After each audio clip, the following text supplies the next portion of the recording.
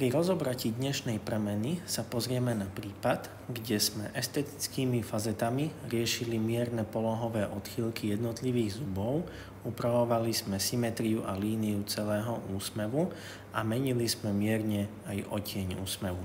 Ak sa pozrieme na pôvodnú situáciu, tak môžeme pozorovať prakticky niektoré konkrétne zuby alebo skupiny zubov, ktoré sú vychýlené zo svojej polohy, ako sú tieto dvojky. Jedničky majú nesymetrický tvar, kdežto táto ľavá jednička je predsunutá o kúsok vpred a trojky po obidvoch stranách sú jednak nesymetricky umiestnené, ale takisto aj majú tmavšie zafarbenie v porovnaní s ostatnými zubami. V podstate v tomto prípade sme indikovali estetické fazety, kdežto mali sme prítomné zuby, ktoré boli prakticky bez kazov, mali dostatok zdravej skloviny a potrebovali sme vyriešiť mierne polohové odchýlky. Takže v podstate z tohto stavu sme začínali. Začali sme minimálne invazívnou preparáciou, kde sa zuby v tenučkej vrstve pripravili, upravila sa ich povrchová časť tej prednej plochy a následne sme zhotovili digitálny otlačok, ktorý sme zaslali technikovi a ten nám v rámci toho istého dňa navrhol dizajn budúcich zubov. Ten dizajn vlastne vyzeral takto, kdežto musíme si predstaviť na tomto dizajne, aká je línia úsmevu, z ktorej sme vychádzali.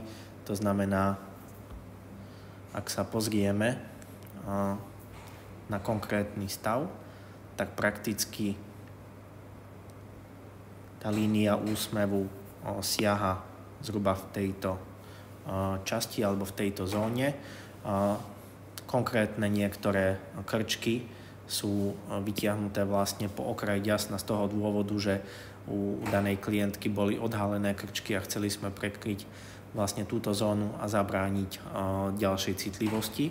Takže tá fazeta sa roztiahla do týchto vyšších etáp. Takto vlastne vyzeral návrh budúceho tvaru zubov. A vlastne na základe tohto návrhu sme si s klientkou odkonzultovali prípadne potrebné úpravy, čo sa týka dĺžky, tvaru a polohy zubov.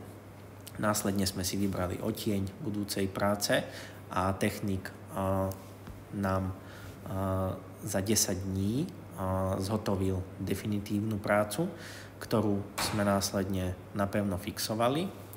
A tuto sa môžeme pozrieť na finálny výsledok práce.